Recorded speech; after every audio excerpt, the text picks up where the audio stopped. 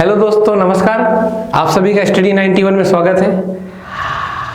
आज हम लोगों की बड़ी विशेष क्लास है, या क्लास ना कहेंगे आपस में हम लोग बातें कर रहे हैं। जैसा कि आप लोग जान रहे हैं कि दीपावली का माहौल है, ठीक है। और दीपावली की अगर बात हो तो राम जी की बात होना स्वाभाविक है।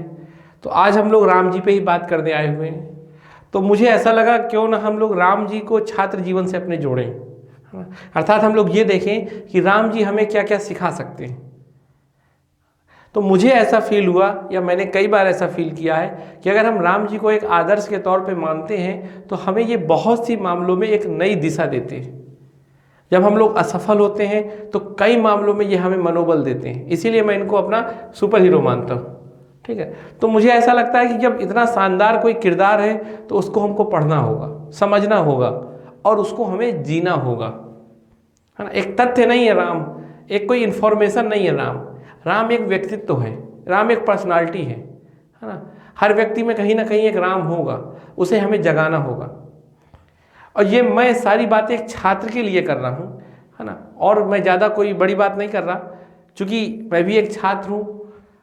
और इस संदर्भ में मुझे लगा कि राम को हम सबको समझना होगा। कोई ना कोई, जब हम लोग उसको संकीर्ण भाव से देखते हैं ना, तब हमें केवल धार्मिक व्यक्तित्व नजर आते हैं। और आजकल एक नई मानसिकता होती है ना, कि हम लोगों को भारतीय संस्कृति थोड़ी कमज़ोर लगती है और पाश्चात्य संस्कृति को हम बड़ा आधुनिक मानते हैं। इसको कुछ नहीं सांस्कृतिक उपनिवेशवाद कहते हैं, है ना। अभी भी हमारे दिमाग में ब्रिटिश छाया हुआ है।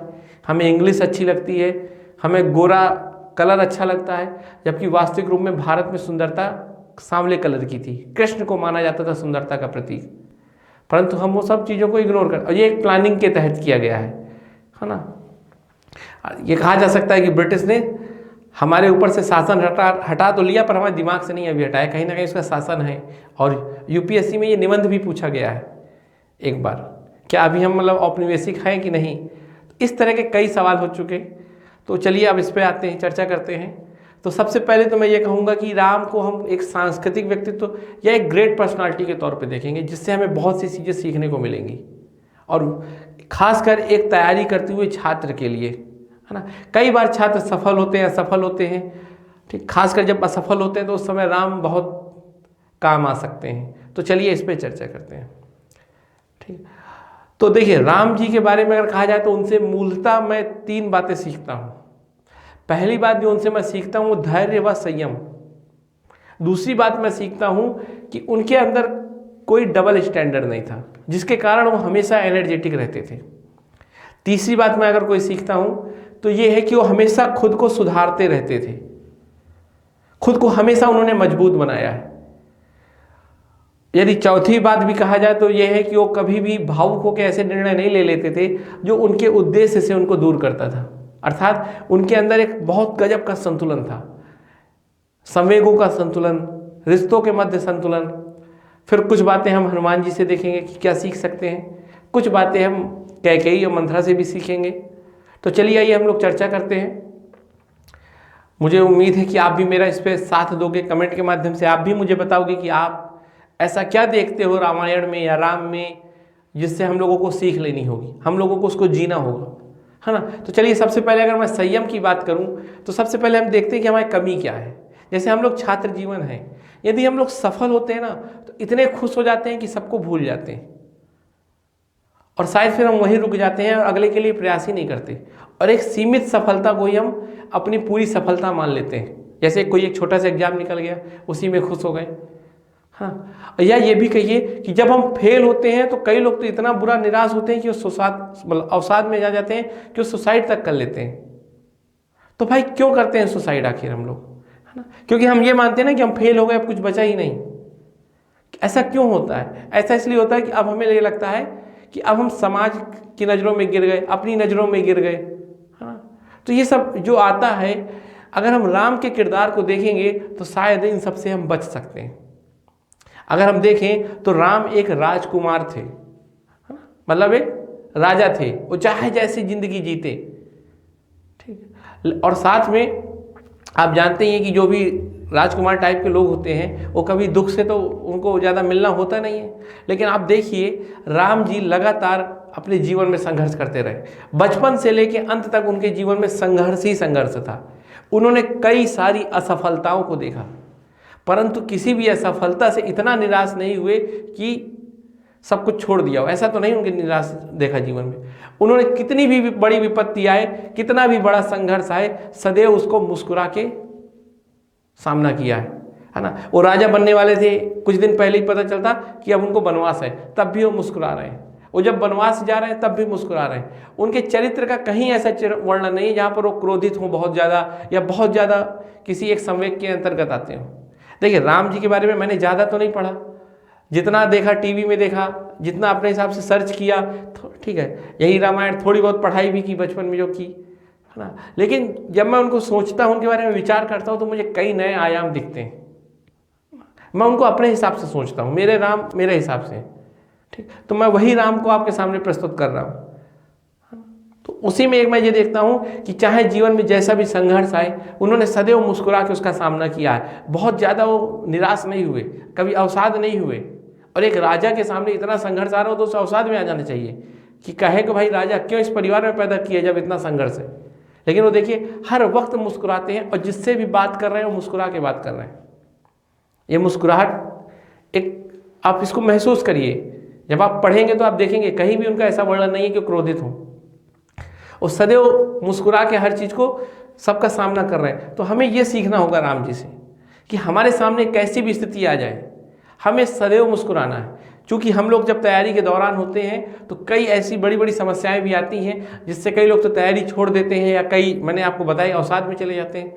तो हमें उस समय राम जी को याद करना होगा, और शायद राम हमें उस समय दिशा दे सकते हैं। फिर मैंने दूसरी बात बताई कि राम सदैव खुद को परिष्कृत करते थे, खुद को सुधारते रहते थे। आप देखो कि जिस समय राम जी राजकुमार रहे होंगे उस समय कई ऐसे और भी राजकुमार रहे होंगे, पर सब क्या थे, कंफर्ट जोन में थे, है ना, एक आरामदायक स्थिति में जीना चाह रहे थे।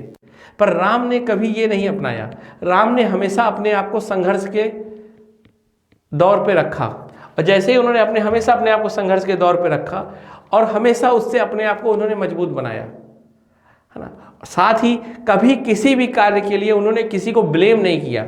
उन्हें वनवास भी जाना हो तो ऐसा नहीं कि दशरथ जी को ब्लेम दे रहे हैं कि तुम्हारे कारण मेरी लाइफ बर्बाद हो गई, है ना। उनके दौर पे अगर वो जीवन आया तो उसको भी उन्होंने हंस के जिया।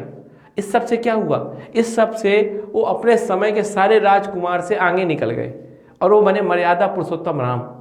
इसीलिए बने क्योंकि उन्होंने संघर्ष को देखा है, संघर्ष से वो सीखे हैं। हम लोगों में क्या होता है, कुछ भी हमारे साथ गलती हो हम दूसरे को ब्लेम कर देते हैं। सबसे छोटी बात है, जैसे मान लो हम बाइक चला रहे हो और बाइक मान लो किसी से थोड़ी सी टकरा जाए, पीछे कोई लड़का बैठा हो और बातें कर रहा हो तो हम ब्लेम कर देंगे, अरे यार तुम बात कर रहे थे इसलिए टकरा गए, है ना। जैसे मान लो हम सफल नहीं हुए तो कह देंगे पेपर कठिन, या कोई ऐसा बहाना बना ही देते हैं, अपने आप से झूठ बोल देते हैं, है ना।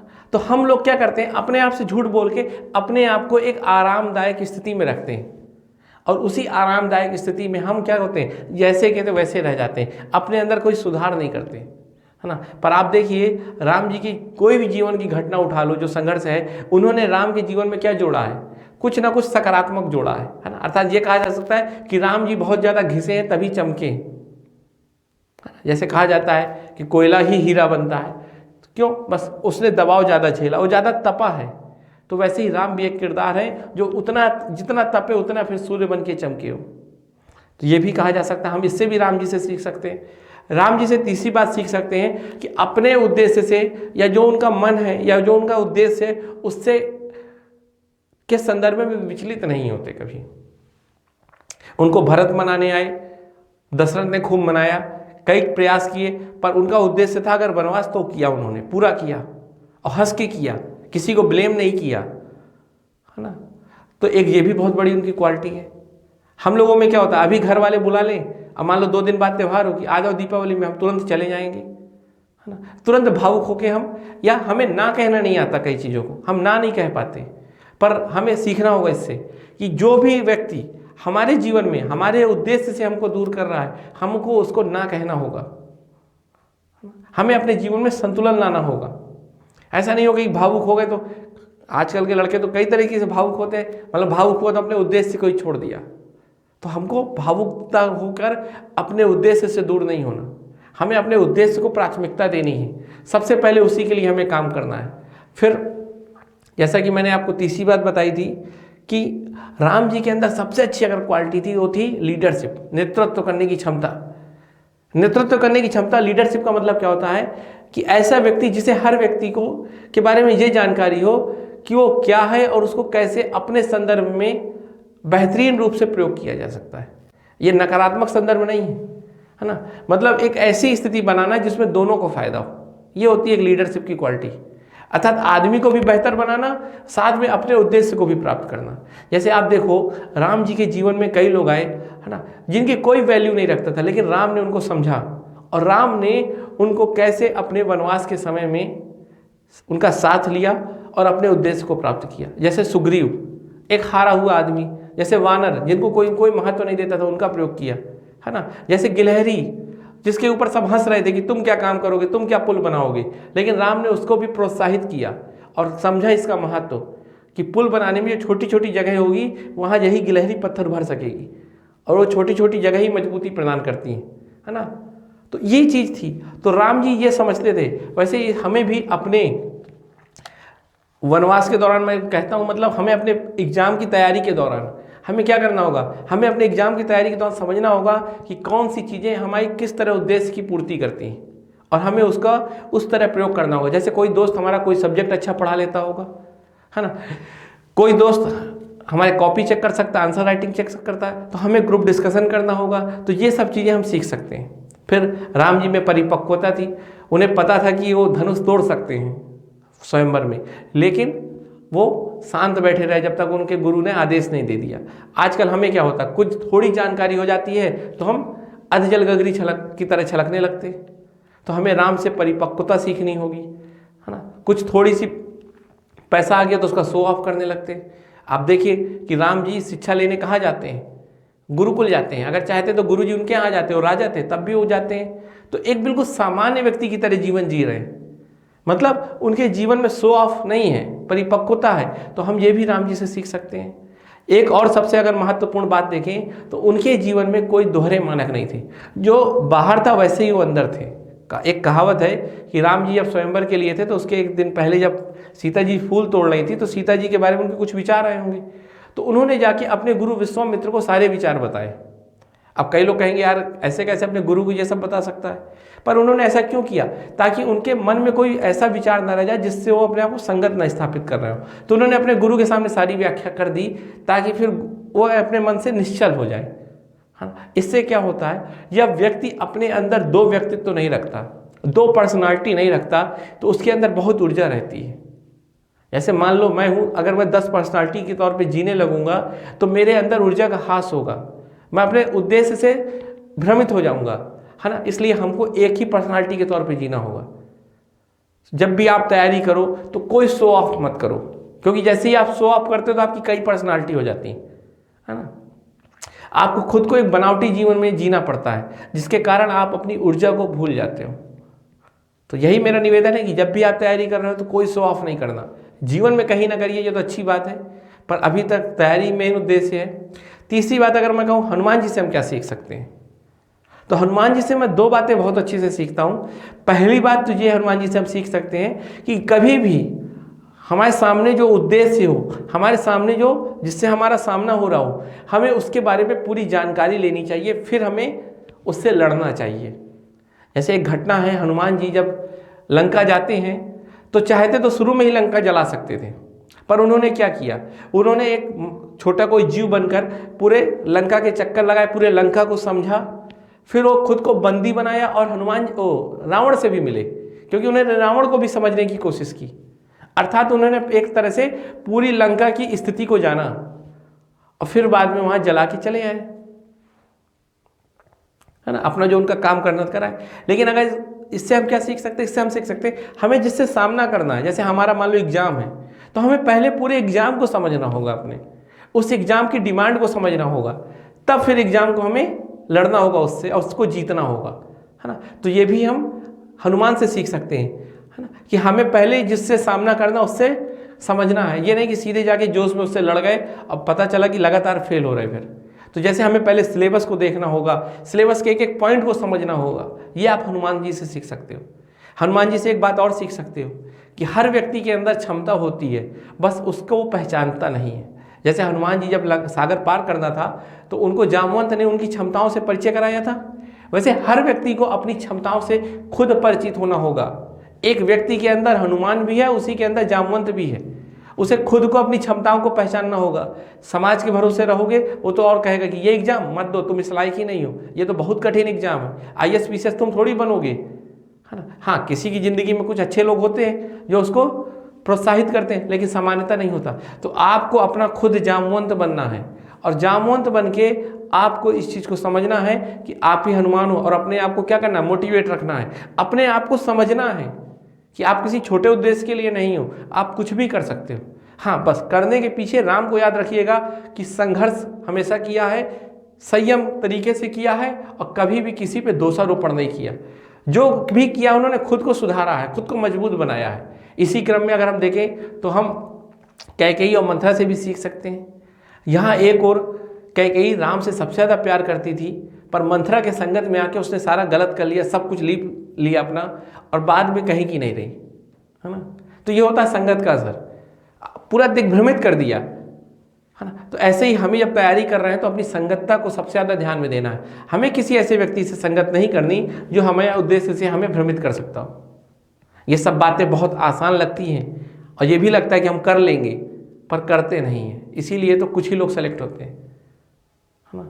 तो आइए हम लोग सब सोचें कि दीपावली है, अपने अंदर जो राम है उसको जिंदा करें, है ना, और दीपावली के त्यौहार को मनाएं, और उसके बाद हम लोग फिर अपने अपने वनवास के लिए तैयारी कर लें, अर्थात संघर्ष के लिए, पढ़ने के लिए और खुद को सुधारने के लिए आगे बढ़ें।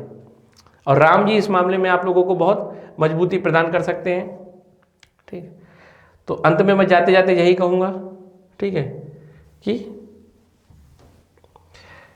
कि मेरे सभी भाइयों को, ठीक है, सभी दोस्तों को, सभी बहनों को दीपावली की बहुत बहुत शुभकामनाएं।